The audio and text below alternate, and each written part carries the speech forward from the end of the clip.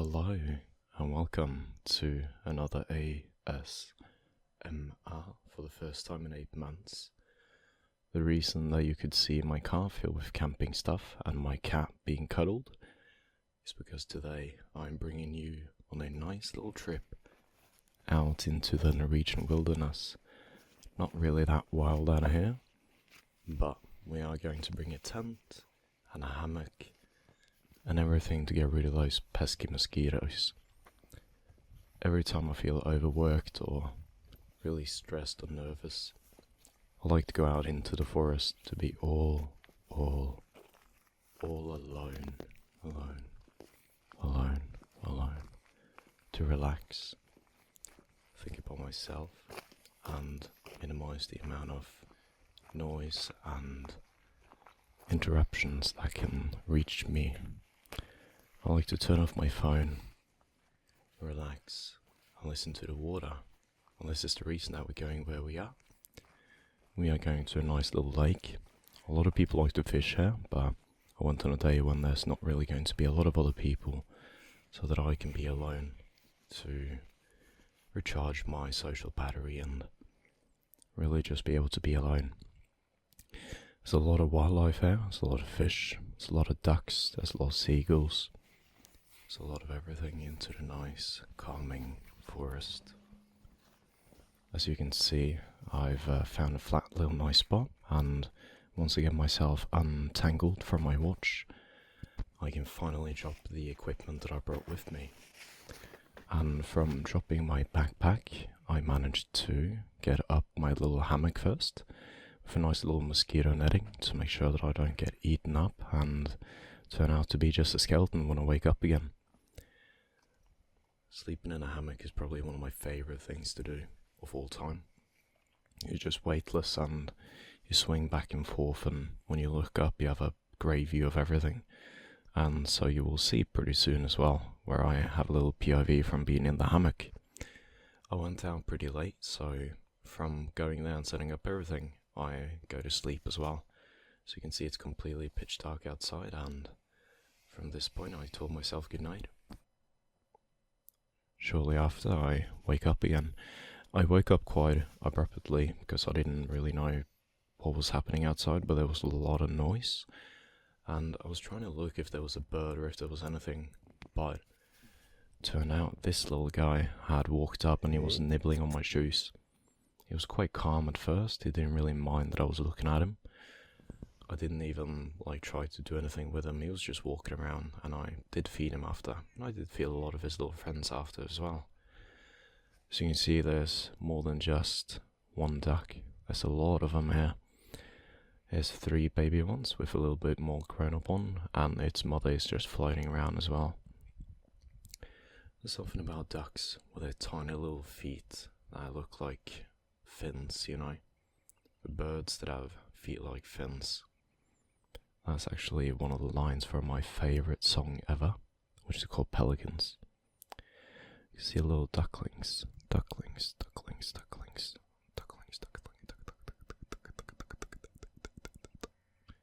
can see them chilling around.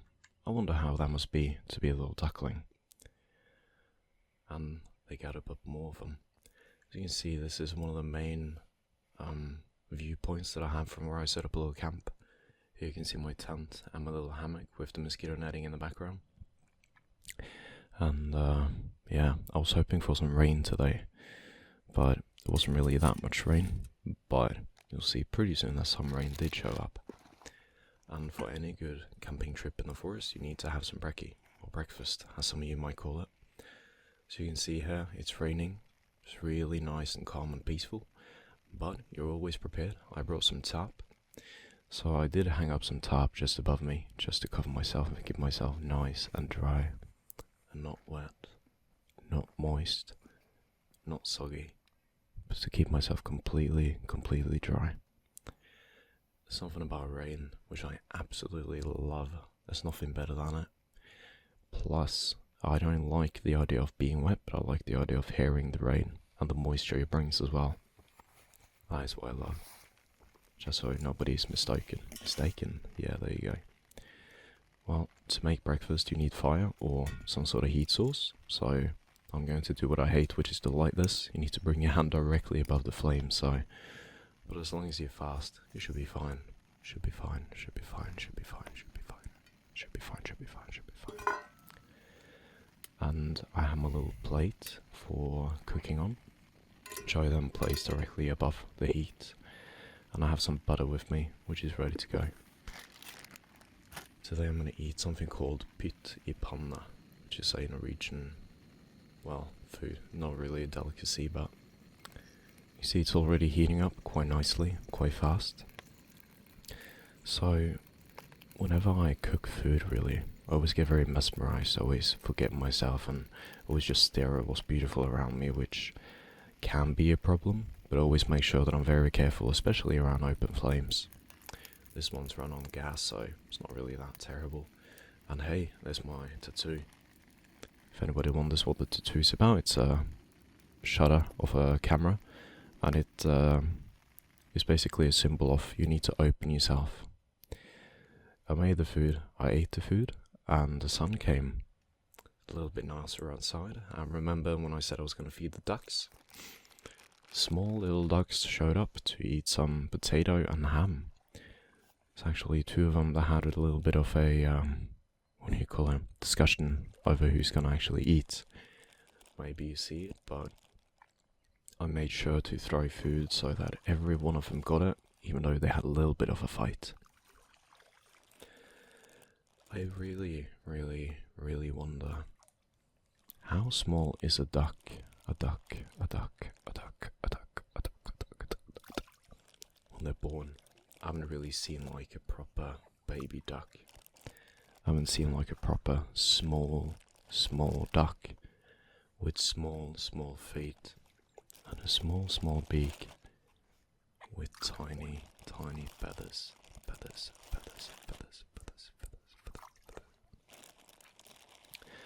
I hope all of you guys are dealing with the heat sufficiently as well, especially you Scandinavians who are used to -degrees, but right now it's, as I'm recording, it's 20, so it's not that bad, but when I was out camping it was like 28. So I did have a swim, but I didn't record myself swimming.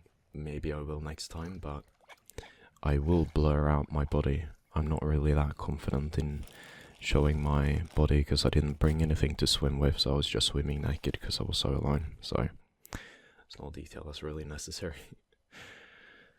Yes, right after I had dinner, I recorded everything just to make sure that I had a view of everything and how it was when I set it up there to show my friend, and the water was so nice. This is actually the point where I decided to take a bath because I felt the water. Also decided to pack down everything, but before I actually went away, I did lay in the hammock. I looked at the sky. I listened to the sounds of the trees, which almost sounds like a little song, where every single leaf and branch moves in rhythm with the wind, and everything around me is quiet, except for the tiny moves I make when I want to readjust. The sound of the fabric and the sound of the forest together really calms me down.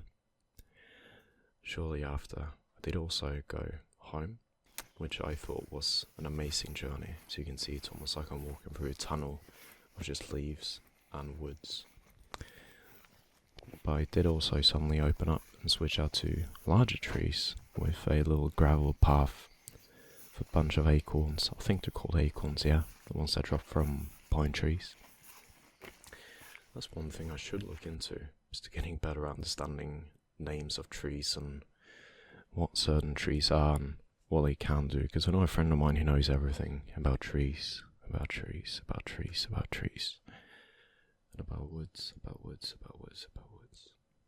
He's one of those who can point at a tree and say, oh look at that, that's a Norwegian almond tree with a discoloration at the base of it. Something like that. Anyway, there's no more footage. I really hope this was a journey for you as well, and that this maybe have inspired you to go outside and enjoy the wilderness as well. It is truly truly amazing. Every time I want to go outside, I always think, should I do it? Maybe I should just stay inside as well. Maybe I should just not go outside and do all this work to relax, but you truly understand that this was the right idea once you actually leave the house and you are walking to where you want to be, when you are driving to where you want to be. Setting up a tent is not difficult. It's rather, as long as you do it the right way, then you're good to go. If you start off not knowing how to do it, it can be a little bit, well, annoying, but I truly, truly, truly believe in you. And everyone around you believe in you. Thank you so much for watching. I won't beg of you to subscribe, I won't beg of you to like, but it does give me a feedback to if this is something I should keep on doing. Further on, I'm also planning to implement my face a little bit, but I'm going to wait until Monday because I have a pretty big beard right now, and I'm going to get it trimmed. I'm also going to get my hair cut, and if I enjoy the results, maybe I will use my webcam to discuss certain topics and bring you nice tingles, if I am able to do that. Thank you so much for listening, and have a lovely, lovely day or night, depending on where you are. Have a good one.